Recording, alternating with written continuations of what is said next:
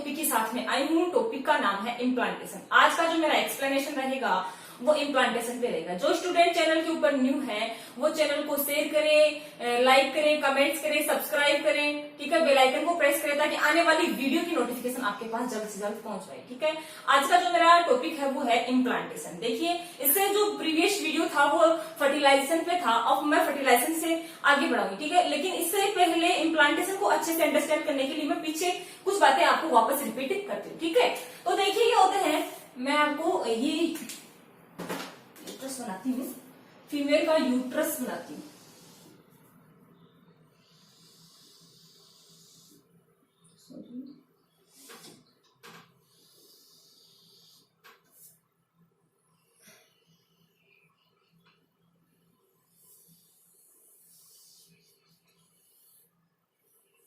ये है फीमेल का यूट्रस या रिप्रोडक्टिव सिस्टम। ये है फीमेल का यूट्रस और ये क्या है, सर्विक्स है, ये वेजाइना है, ठीक है। अब देखिए क्या होते हैं, थोड़ा सा मैं समझा देती हूँ आपको। मैंने बताया कि यूट्रस ये होता है, ये वेजाइना होता है, ये सर्विक्स होता है, ये यूट्रस होता है, ये ओवरी होती है, ये फैलोपियन ट्यूब होती है, ठीक है। तो मैंने बताया कि जो यूट्रस होता है, यूट्रस के अंदर 3 वॉल पाई जाती है। कितनी वॉल पाई जाती है? 3 वॉल पाई जाती है, ठीक है। 3 वॉल पाई जाती है, ऐसे 3 वॉल पाई जाती है, ठीक है। अब देखिए, सबसे बाहर वाली जो लेयर होती है उसको बोलते हैं पेरीमीट्रियम। क्या कहा जाता है? ये वाली जो लेयर होती है इसको कहा जाता है पेरीमीट्रियम, पेरीमीट्रियम, ठीक है। और जो बीच वाली होती है इसको मायोमीट्रियम कहा जाता है, मायोमीट्रियम, मायोमीट्रियम कहा जाता है। और मायोमीट्रियम कहा जाता है इसको, ये वाली थोड़ा कलर कर देती हूँ मैं इसको ताकि आपको अच्छे से समझ में आए।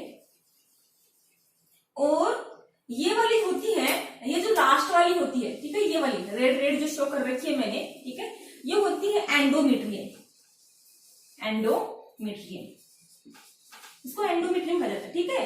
तो ये क्या होती है? ये एंडोमेट्रियम होती है, मेंस्ट्रुअल साइकिल के दौरान ये क्या होती है? टूटती रहती है, ठीक है।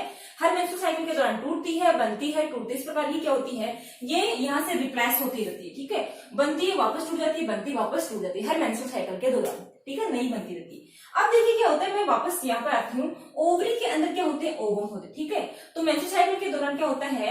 ओवुलेशन के दौरान ओवा होता है, वो मेच्योर होकर कहाँ पे जाता है?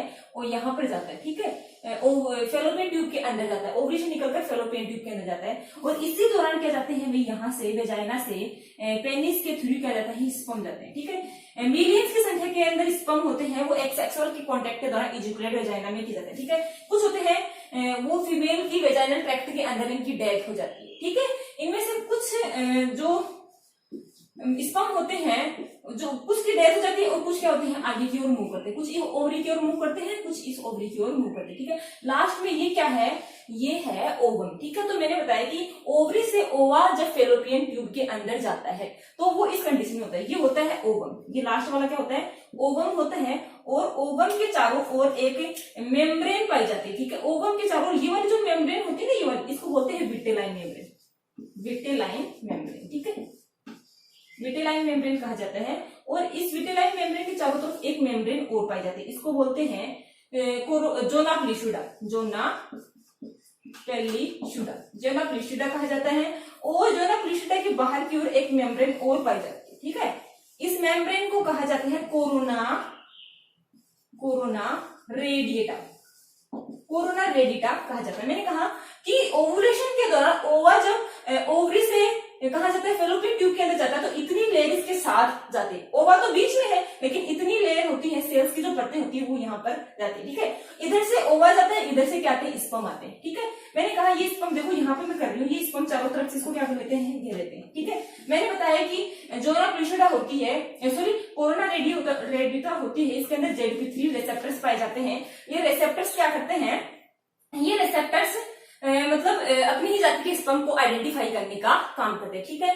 ये क्या करते हैं, ये आइडेंटिटी, यदि अपनी ही जाति का स्पर्म होता है तो वो अंदर जाने देते हैं, नहीं होता तो अंदर जाने नहीं देते, ओवम से कांटेक्ट नहीं करने देते, ठीक है। तो अपनी जाति का स्पर्म आ गया है, अब क्या करेंगे, इसको ये परमिशन दे देंगे, ठीक है। लेकिन परमिशन भी दे देंगे, लेकिन ये कोरोना रेडिटा होती है वो सॉलिड होती है, ठीक है, सॉलिड प्रोटेक्शन होता है। इसको तोड़ने के लिए स्पर्म के ऊपर की ओर एक्रोसोम पाया जाता है, ये एक्रोसोम, ये एंजाइम जब स्पर्म रिलीज करेगा तो क्या करेगा, ये कोरोना रेडिटा टूट जाएगी, ठीक है। तो कोरोना रेडिटा को पार कर जाते हैं, ठीक है, बहुत सारे स्पर्म पार कर जाते हैं। उसके बाद में क्या होता है, जो ना प्लूसिडा को पार करते हैं एक्रोसोम की सहायता से, इसको भी तोड़ते हैं, ठीक है। लेकिन सबसे पहले इन स्पर्म की संख्या में सबसे पहले इस विटेलाइन मेम्ब्रेन को जो स्पर्म टच करता है वही स्पर्म क्या करता है, इस ओवम को फर्टिलाइज कर पाता है, ठीक है।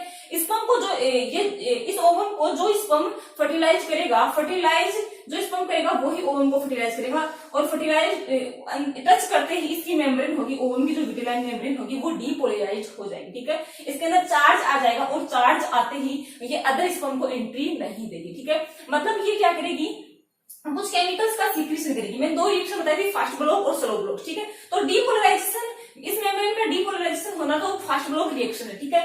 डीपोलराइजेशन के बाद में क्या करेगी, अदर स्पर्म को एंट्री नहीं देगी। इसके साथ साथ कुछ केमिकल्स का सीक्रेशन करेगी, कारण क्या करेगी, ये ZP3 रेसेप्टर्स होते हैं इनको ब्लॉकेज कर देगी, ताकि ये जो रेसेप्टर्स होते हैं वो अपनी जाति के स्पर्म को पहचाने से मना करते हैं, ठीक है। तो आगे स्पर्म एंट्री, यहाँ से भी एंट्री नहीं करेंगे और यहाँ से भी स्पर्म एंट्री नहीं करवाएंगे, ठीक है। लास्ट में एक स्पर्म होता है वो ओवम को फर्टिलाइज कर पाता है। तो ये तो फर्टिलाइजेशन की रिएक्शन है, ठीक है। तो इसका जो स्पर्म होता है, स्पर्म का न्यूक्लियस होता है वो ओवम, ये वाला क्या है, ओवम का न्यूक्लियस, और ये क्या है, स्पर्म का न्यूक्लियस। दोनों क्या हो जाते हैं, दोनों फ्यूज हो जाते हैं, और फ्यूज होकर एन तो ओवम का जेनेटिक मटेरियल है और एन क्या है, स्पर्म का है, ठीक है। दोनों मिलकर क्या बनाते हैं, 2N बनाते हैं, ठीक है। अब इसको क्या बोलते हैं, जाइगोट बोलते हैं, ठीक है। ये फर्टिलाइजेशन हो गया, ठीक है। तो जाइगोट बनता है, जाइगोट किसके थ्रू बनता है, फर्टिलाइजेशन के थ्रू बनता है, ठीक है। अब इसके आगे की स्टडी अपन करते हैं, ठीक है। अब देखिए क्या होता है, ये जो जाइगोट होता है, ये जाइगोट क्या करता है, ये जाइगोट बारंबार क्या करेगा भाई, जाइगोट होती है वो टोटीपोटेंट सेल होती है। जाइगोट क्या होती है, टोटीपोटेंट सेल होती है, टोटीपोटेंट सेल होती है।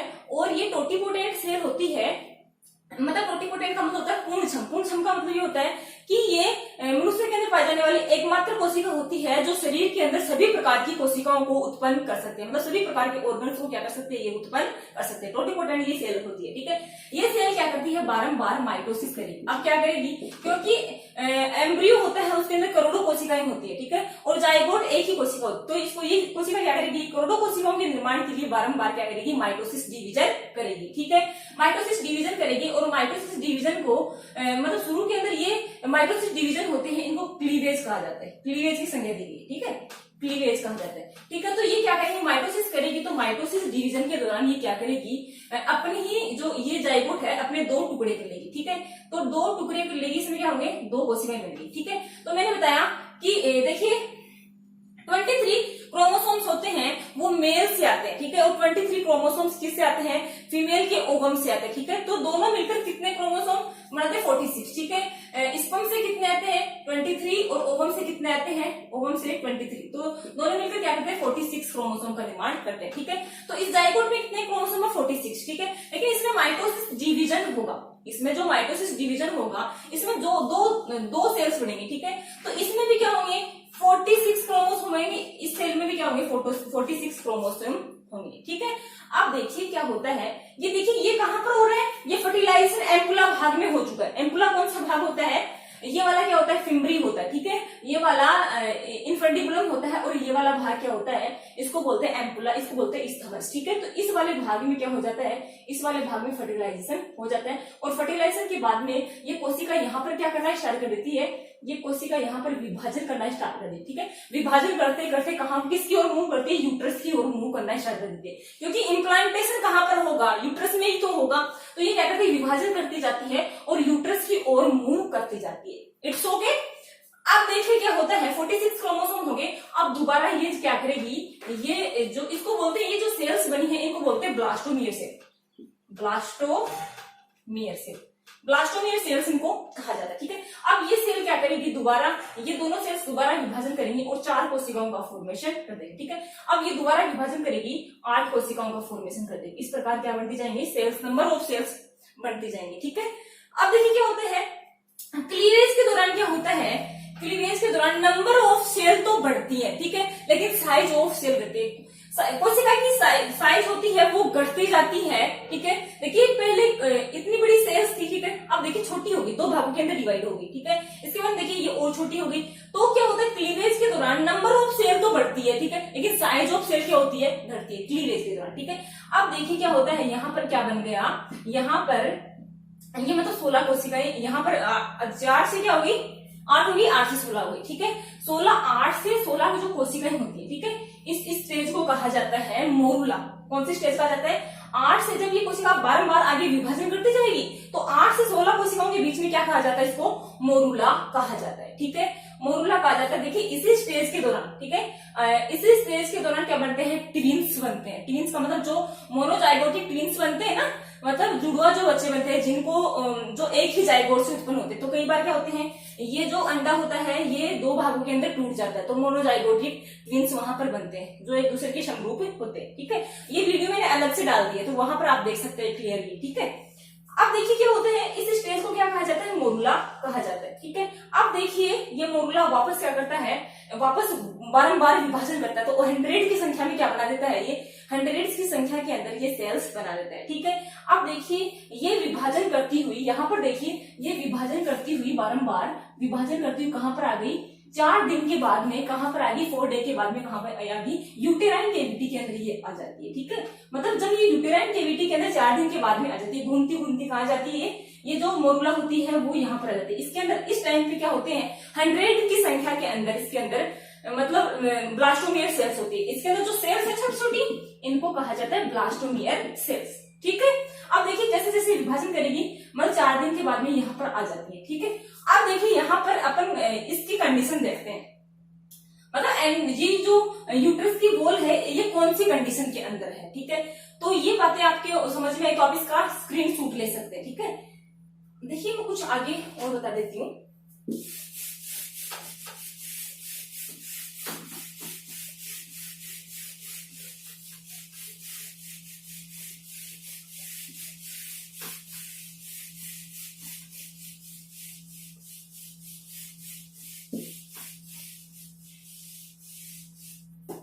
अब देखिए क्या होता है, 4 दिन के बाद में ये घूमती घूमती ये मोरुला होती है वो कहाँ जाती है, ये यूटेराइन केविटी के अंदर जाती है, यूट्रस के अंदर जाती है, ये वूंड के अंदर आ जाती है, ठीक है। अब देखिए यूट्रस की यहाँ पर क्या कंडीशन होती है, तो मैंने मेंस्ट्रुअल साइकिल जब आपको स्टडी करवाया तो उसके अंदर बहुत सारी मैंने फेजेस बताई, ठीक है। मेंस्ट्रुअल साइकिल जब मैंने स्टडी करा तो बहुत सारी फेज बताई, ठीक है। मैंने बताया कि जिनका मेंस्ट्रुअल साइकिल होता है वो 28 डेज का होता है, तो उनके अंदर 14वें डे के अंदर क्या होता है, ओवुलेशन होता है, ठीक है। ओवुलेशन होता है और मतलब मैंने बताया कि ओवुलेशन के बाद में क्या चलती है, ओवुलेशन के बाद में क्या होती है, ल्यूटल फेज चलती है, ल्यूटल फेज, ठीक है। ओवुलेशन से पहले क्या होती है, प्रोलिफरेटिव फेज होती है, उससे पहले मेंस्ट्रुएशन फेज होती है, ठीक है। तो सबसे पहले मेंस्ट्रुएशन फेज पढ़ी, उसके बाद में अपन ने प्रोलिफरेटिव फेज या प्री ओवुलेटरी फेज पढ़ी, ठीक है। उसके बाद में ये वाली जो फेज है ये कौन सी फेज है, 3rd नंबर की ओवुलेटरी फेज। इस फेज में क्या होता है, ओवा होता है वो ओवरी से निकलकर कहा जाता है, फेलोपियन ट्यूब के अंदर जाता है, ठीक है। इस दिन क्या जाता है, अंडा होता है वो ओवरी से फेलोपियन ट्यूब के अंदर जाता है, ठीक है। लेकिन यहाँ पर फर्टिलाइजेशन हो चुका है, ठीक है, और यहाँ पर ये मोरुला यहाँ पर आ चुका है, यहाँ पर आ चुका है। तो इस कंडीशन के अंदर यहाँ पर एंडोमेट्रियम की क्या कंडीशन होगी, ठीक है। तो मैंने बताया कि ओवा हो गया, यहाँ पर फर्टिलाइजेशन हो गया। तो मैंने बताया कि जैसे जैसे क्या होते हैं, जैसे जैसे मेंस्ट्रुएशन के बाद में क्या होता है, ये एंडोमेट्रियम होती है, गर्भाशय की आंतरिक दीवार होती है, वो नेक्स्ट प्रेगनेंसी के लिए, क्योंकि हर मंथ में क्या होता है, अपनी जो एंडोमेट्रियम होती है बनती है टूटती है, बनती है टूटती है, ठीक है। अभी जस्ट पीछे वाले मेंस्ट्रुअल साइकिल के दौरान ये क्या, इस मेंस्ट्रुअल साइकिल के दौरान क्या हुई, सॉरी, इस मेंस्ट्रुअल साइकिल के दौरान अभी क्या टूटी है, 5 दिन तक ये एंडोमेट्रियम टूटी है, लेकिन अब इस मंथ के अंदर वापस क्या हो सकता है, प्रेगनेंसी हो सकती है, ठीक है। तो ये एंडोमेट्रियम वापस बनती जा रही है, ठीक है। मैंने बताया, देखिए मैंने बताया कि ये वाला जो मेटर बचता है ओवुलेशन के बाद में, ये पीछे जो मेटर बच जाता है, ओवम हो जाता है, वो फेलोपियन ट्यूब के अंदर चला जाता है। ये जो मेटर बचता है इसको बोलते हैं कार्पस ल्यूटियम, ठीक है। कार्पस ल्यूटियम बढ़ते हैं, ये कार्पस ल्यूटियम होता है प्रोजेस्टेरोन और एस्ट्रोजन हार्मोन का सिक्रीशन करता है, ठीक है। ये इस एस्ट्रोजन प्रोजेस्टेरोन हार्मोन करते हैं, एंडोमेट्रियम होती है गर्भाशय जो आंतरिक दीवार होती है वो बनाने का काम करते हैं, इसको स्मूथ थिक, ठीक है, या उसमें ग्लाइकोजन का क्या कर देते हैं, संचित कर देते हैं, ठीक है। तो इस फेज को क्या कहा जाता है, ये वाली जो 14 डेज वाली जो फेज आती है इसको कहा जाता है ल्यूटल फेज या सिक्रेटरी फेज, सिक्रेटरी फेज कहा जाता है, ठीक है, सिक्रेटरी फेज कहा जाता है। और ये सिक्रेटरी फेज होती है, इस सिक्रेटरी फेज के दौरान क्या करती है, मतलब ये जो गर्भाशय की जो आंतरिक दीवार होती है वो ग्लाइकोजन को सिक्रेट करती है। किसको सिक्रेट करती है, मतलब पहले क्या करती है, इस फेज के दौरान क्या करती है, ये ग्लाइकोजन को यहाँ पर सिक्रेट करती है। कहाँ पर सिक्रेट करेगी, मतलब ये वाली जो दीवार होती है वो क्या करती है, यहाँ पर ग्लाइकोजन को सिक्रेट करेगी, ठीक है। ये कहाँ पर सिक्रेट करेगी, मतलब 14 डेज के बाद यहाँ पर फर्टिलाइजर हो गया, ठीक है, फर्टिलाइजर हो गया है और फर्टिलाइजर के बाद में ग्लाइकोजन को ये सिक्रेट करेगी, ठीक है। अब देखिए ये मोरुला है, ये इसमें 100 बहु सेल होती हैं। अब ये क्या करेगी, देखिए थोड़ा सा पीछे जाती हूँ मैं, ये सेल्स क्या करेगी, ये सेल्स मतलब 2 भागों के अंदर डिवाइड हो जाएंगी। मतलब देखिए ये इसको मैं मिटा देती हूँ, इनका कोई काम नहीं है, ये फर्टिलाइजेशन हो गया, ठीक है। देखिए ये मूव करती करती कहाँ आ रही है, ये मूव करती करती यहाँ पे आ रही है, ठीक है। अब ये क्या करेंगी, ये वाली सेल्स हैं, ये जो मोरुला के अंदर सेल्स हैं, इसमें कुछ सेल्स तो क्या करेंगी, चारों तरफ जमा हो जाएंगी, ठीक है, चारों तरफ क्या हो जाएंगी, जमा हो जाएंगी। और कुछ सेल्स, इनमें से कुछ सेल्स तो क्या हो जाएंगी, चारों तरफ जमा हो जाएंगी और कुछ सेल्स यहाँ पर नीचे की तरफ जमा हो जाएंगी, ठीक है। तो इन वाली सेल्स को क्या कहा जाता है, ये चारों तरफ जो सेल्स जमा होती है इनको बोलते हैं ट्रोफोब्लास्ट सेल कहा जाता है, ठीक है, ट्रोफोब्लास्ट सेल कहा जाता है। और ये वाली जो सेल्स होती हैं इनको बोलते हैं एम्ब्रियोब्लास्ट कहा जाता है, ठीक है। मतलब मोरुला के बाद में ये क्या करेगी, इनमें कुछ सेल्स तो क्या करेंगी, बाहर की ओर जमा हो जाएगी और कुछ सेल्स क्या हो जाएंगी, यहाँ पर जमा हो जाएगी, ठीक है। तो बाहर वाली ट्रोफोब्लास्ट कहलाती है जो आगे जाके प्लेसेंटा का निर्माण करती है, आवन का निर्माण करती है, ठीक है। या ये वाली जो सेल्स है, कुछ सेल्स होती है वो नीचे जमा हो जाती है, जिनको एम्ब्रियोब्लास्ट सेल या इनर सेल मास कहा जाता है, इनर सेल मास कहा जाता है, ठीक है। ये सेल क्या करेंगे, एम्ब्रियो का फॉर्मेशन करेंगे, ठीक है, या एम्ब्रियोब्लास्ट या इनर सेल मास कहा जाता है, ठीक है। अब देखिए क्या होता है, अब देखिए ये सेल्स क्या होती है, कुछ सेल्स नीचे जमा हो जाती है, कुछ चारों तरफ। तो यहाँ पर क्या बनती है, एक केविटी बनती है, ठीक है, एक गुहा बनती है, इसको बोलते हैं ब्लास्टोसील, ठीक है। इस ब्लास्टोसील में क्या होगा, ये ब्लास्टोसील, ठीक है। देखिए अब यूट्रस की क्या कंडीशन है, क्योंकि यूट्रस कौन सी फेज के अंदर है, सिक्रेटरी फेज के अंदर है, ये ग्लाइकोजन को क्या कर रहा है, सिक्रेट कर रहा है, ठीक है ना। अब देखिए क्या एम्ब्रियो को क्या चाहिए, ग्रोथ करने के लिए किसको क्या चाहिए, न्यूट्रिशन चाहिए, इसको क्या चाहिए, न्यूट्रिशन चाहिए। तो इसका यूट्रस क्या करेगा, ग्लाइकोजन को क्या करेगा, ग्लाइकोजन को सिक्रेट करेगा, ठीक है। तो ग्लाइकोजन के सिक्रेशन से इस गुहा के अंदर क्या भर जाएगा, ग्लाइकोजन भर जाएगा, ठीक है। तो मैं रेड कलर से आपको दिखा देती हूँ कि ये क्या है, इसमें ग्लाइकोजन भर जाता है, ठीक है। अब देखिए मैं एक बात और बता देती हूँ आपको, मैंने शुरू के अंदर 2 चीजें बताई थी, ठीक है। कोरोना रेडिएटा ये है वो ओवम था, ठीक है, ये क्या था, ओवम था। ओवम के चारों ओर जोना प्लूसिडा थी, उसके चारों तरफ क्या थी, कोरोना रेडिएटा थी, ठीक है। कोरोना रेडिएटा होती है वो फर्टिलाइजेशन तक नष्ट हो जाती है, ठीक है, लेकिन जोना प्लूसिडा होती है वो नष्ट नहीं होती। कब तक नष्ट नहीं होती, यहाँ तक, यूट्रस में। अब देखिए ये वाली जो कंडीशन है, ये 4th मोरुला होती है वो 4th डे तक यूट्रस की कैविटी में आ जाता है और 5 डे में क्या बन जाता है, ये ब्लास्टोसिस्ट कंडीशन के अंदर आ जाता है। मतलब ये चारों तरफ ये सेल्स होती हैं वो चारों तरफ जमा हो जाती है, कुछ सेल्स नीचे जमा हो जाती है। तो 5 डे में क्या हो जाती है, 5 डे के अंदर ब्लास्टो, इस कंडीशन को कहा जाता है ब्लास्टोसिस्ट। क्या कहा जाता है, ब्लास्टोसिस्ट कहा जाता है। ये वाली, ये तो 4th डे के अंदर होता है और ये 5th डे के अंदर होता है, ठीक है। देखिए अभी तक ये वाली जो लेयर है वो लेयर अभी तक टूटी नहीं है, ठीक है।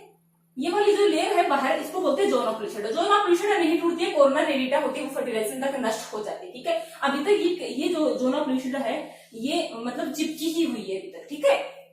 अब देखिए क्या होता है, ये ब्लास्टोसिस्ट होता है ना, ये वाला जो ब्लास्टोसिस्ट है अंदर, ये कुछ एंजाइम्स का सीक्रेशन करता है। क्या करता है, कुछ एंजाइम्स का सीक्रेशन करता है, जिसके कारण ये वाली जो जोना प्लूसिडा होती है वो टूट जाती है। ये क्या हो जाती है, टूट जाती है। और टूटने के बाद में क्या होता है, ये जोना प्लूसिडा टूट जाती है और टूटने के बाद में देखिए, अब मैं आपको बोलती हूँ, टूटने के बाद में ये वाली दोबारा क्या करती है, कुछ एंजाइम्स का सीक्रेशन और करती है, जिससे ये वाले जो एंडोमेट्रियम है, देखिए ये वाली एंडोमेट्रियम है, ये एंडोमेट्रियम भी क्या होती है, नष्ट होना स्टार्ट हो जाती है, ठीक है। यहाँ पर एक गड्ढा बन जाता है, यहाँ पर क्या बन जाता है, एक गड्ढा बन जाता है, यहाँ पर गड्ढा बन जाता है, ठीक है। यहाँ पर ऐसे गड्ढा बन जाता है। क्योंकि ये ब्लास्टोसिस्ट होता है, इसको बोलते हैं ब्लास्टोसिस्ट। ये ब्लास्टोसिस्ट 5th डे के अंदर बन जाता है, ठीक है।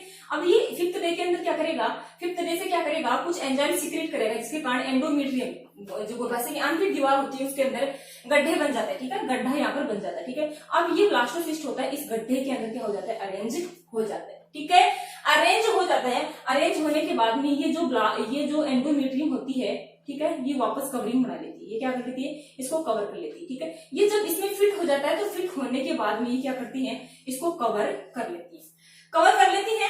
अब क्या होता है, इम्प्लांटेशन फर्टिलाइजेशन के 7 दिन के बाद में होता है, 7 डेज के बाद में क्या होता है, फर्टिलाइजेशन होता है। यहाँ पर ये जो मोरुला होता है वो 4 डे के बाद में आता है, और ब्लास्टोसिस्ट कंडीशन बनती है वो 5 डे के अंदर बनती है। 5 डे के बाद में ये एंजाइम्स का सीक्रेशन करता है, जैसे पहले क्या जोना प्लिसिडा होती है वो टूटती है, उसके बाद कुछ एंजाइम और सीक्रेट करता है, जिसके बारे में ये एंडोमेट्रियम होती है वो टूट जाती है। ये वाला जो ब्लास्टोसिस्ट है वो यहाँ एडजस्ट हो जाता है, ये आगे भ्रूण बनाएगा, एम्ब्रियो बनाएगा, ठीक है।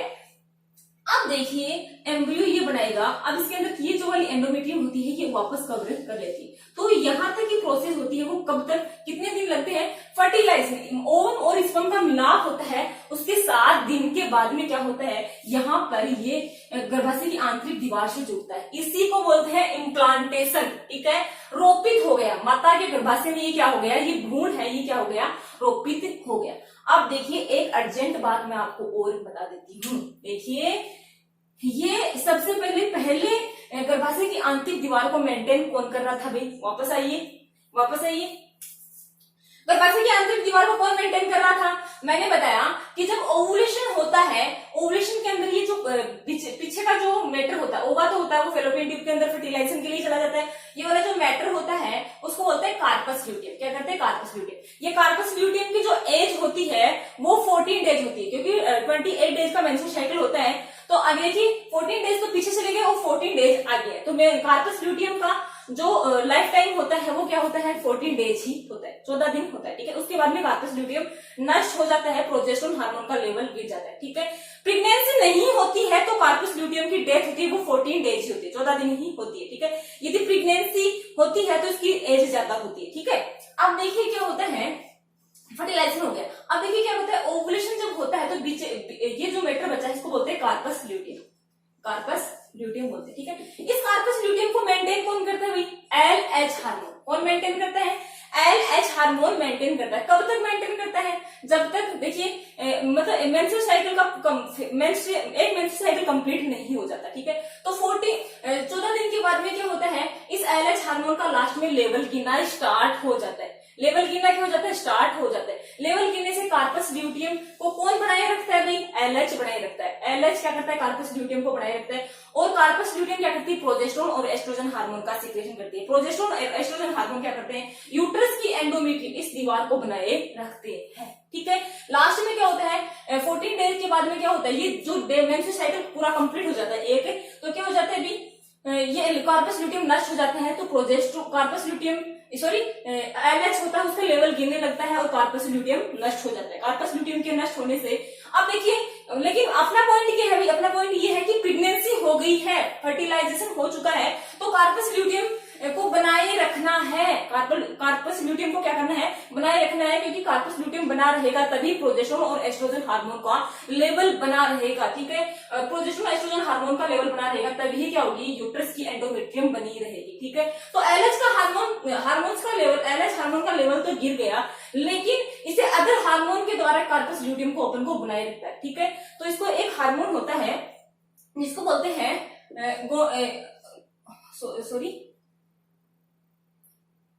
बोलते हैं HCG, ठीक है। HCG एक हार्मोन होता है, ये हार्मोन क्या करता है, कार्पस ल्यूटियम को बनाए रखता है, ठीक है। मतलब 14 दिन के बाद में इस कार्पस ल्यूटियम को कौन बनाएगा, HCG, ठीक है। ह्यूमन कोरिनेटिक गोनेडोट्रोपिक हार्मोन, ये क्या करता है, इस कार्पस ल्यूटियम को बनाए रखता है। ये कार्पस ल्यूटियम प्रेगनेंसी की लास्ट टाइम तक एंडोमेट्रियम को बनाए रखती है। प्रेगनेंसी की लास्ट डेट तक क्या करती है भाई, प्रेगनेंसी के दौरान एंडोमेट्रियम को बनाए रखती है, ठीक है। तो ये क्या करेगी, एस्ट्रोजन और प्रोजेस्टेरोन को रिलीज करेगी लास्ट प्रेगनेंसी के दौरान, ठीक है। अब देखिए क्या होता है, ये वाली, अब देखिए ये एचसीजी हार्मोन कहाँ से रिलीज हो रहा है। एचसीजी हार्मोन होता है वो ट्रोफोब्लास्ट रिलीज करती है। कौन करती है? ये इस एम्ब्रियो के चारों तरफ जो सेल पाई जाती है इनको कहा जाता है ट्रोफोब्लास्ट, ठीक है। ये ट्रोफोब्लास्ट होती है वो आगे जाके प्लेसेंटा बनाती है, या कह सकते हैं कि प्लेसेंटा तो एम्ब्रियो के अंदर 3 मंथ तक बनता नहीं, ठीक है। कंप्लीटली जो प्लेसेंटा होता है वो 3 मंथ तक नहीं बनता, 3 मंथ के बाद में प्लेसेंटा बनता है, ठीक है। तो प्लेसेंटा किसका सीक्रेशन करता है? एचसीजी केमिकल या हार्मोन का सीक्रेशन करता है, ठीक है। एचसीजी हार्मोन का सीक्रेशन करता है। तो मतलब कह सकते हैं कि ये जो ट्रोफोब्लास्ट है, ये ट्रोफोब्लास्ट क्या करती है? ये एचसीजी जो हार्मोन होता है वो प्लेसेंटा के द्वारा सीक्रेट करता है, ठीक है। लेकिन अभी प्लेसेंटा को बनाने वाली जो सेल्स है वो क्या कहला रही है? ट्रोफोब्लास्ट कहला रही है। तो ट्रोफोब्लास्ट किसका सीक्रेशन करेंगी भाई? ये कार्पस ल्यूटियम को बनाने के लिए किसका सीक्रेशन करेंगे? एचसीजी हार्मोन का सीक्रेशन करेंगे, ठीक है। तो ये क्या करेगा?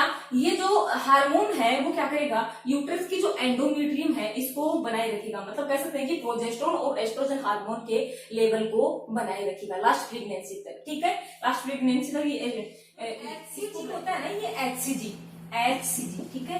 ये एचसीजी होता है जब प्रेगनेंसी टेस्ट किया जाता है तो एचसीजी के लेवल को ही देखा जाता है। मतलब 8 डे में क्या होता है, मतलब ये 7 डेज में क्या हो जाता है? 7 डेज में इम्प्लांट हो जाता है और 7 डेज में इम्प्लांट होने के बाद में ये 8वें दिन या 8वें दिन क्या होता है? ये एचसीजी का क्या करता है? सीक्रेशन करता है, ठीक है। तो प्रेगनेंसी जो टेस्ट किया जाता है उस टेस्ट के अंदर एचसीजी का लेवल देखा जाता है। यूरिन के अंदर देखा जाता है कि यदि एचसीजी उसके अंदर प्रेजेंट है, एचसीजी केमिकल प्रेजेंट है तो वो फीमेल क्या है? प्रेग्नेंट है। तो प्रेग्नेंट न्यूज होती है, जो किट होता है, किट से जो प्रेगनेंसी टेस्ट किया जाता है उसके अंदर एचसीजी हार्मोन का लेवल ही नापा जाता है, क्योंकि 7 डेज फर्टिलाइजेशन के 7 डेज के बाद में क्या होता है? इम्प्लांटेशन होता है। और इम्प्लांटेशन 7 डेज में इम्प्लांटेशन और 8वें दिन क्या होता है अभी? जो ये ट्रोफोब्लास्ट जो होती है वो क्या करती है? एचसीजी सीक्रेशन करती है। और ये एचसीजी सीक्रेशन मतलब प्रेगनेंसी का क्या होती है? मतलब प्रेगनेंसी मतलब ये यदि एचसीजी प्रेजेंट है तो इसका मतलब होगा कि प्रेगनेंसी कंसीव हो गई है, ठीक है, या मतलब कंसीव हो गया है, ठीक है। तो ये एचसीजी होता है वो प्रेगनेंसी को कंसीव होने की जानकारी देता है। It's okay. सब वीडियो समझ में आए तो इसे लाइक करो, शेयर करो, कमेंट्स करो। Thanks a lot.